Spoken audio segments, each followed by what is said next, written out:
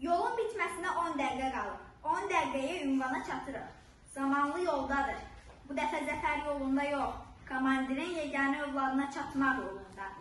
Əziz sərnişinlər, ünvana çatdıq. Zamanlı çantasını boynuna atıb düşdü. Öz-özünə səsli düşündü. Mən ona necə deyəcəm? Necə ifadə edəcəm? Atasını gözləyən oğula, yoldaşını gözləyən xanıma necə deyəcəm ki, başınız sağ olsun. Mayor Əsədov şəhid oldu.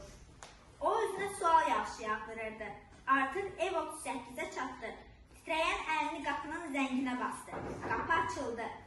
İki igid bir-birinin üzünə baxırdı. Lakin fərqli olan biri digərini tanıyırdı. Digəri isə onu tanıyanı tanımırdı. Sükuta son verildi. Salam, kimsiniz? Salam, mən Neyçalan Zamanlı. Hə, siz xəbərlərdəki Zamanlı. Buyurun, eşitdim ki, Azərbaycan bayrağını Şuşada dalğalandırdınız. Necə hiss etdiniz? Bildiyimə görə atam sizin komandiriniz olub. Mən də Əsədov Malik, xüsusi təyinatlı. O mənə əlini uzatdı. Tanışdığıma şadım. Atam necədir? Yəqin ki, işlər uzanır. Mən donub qaldım. Nə deyəcəyimi bilmədim. Başınız sağ olsun. Atanız şəhid oldu.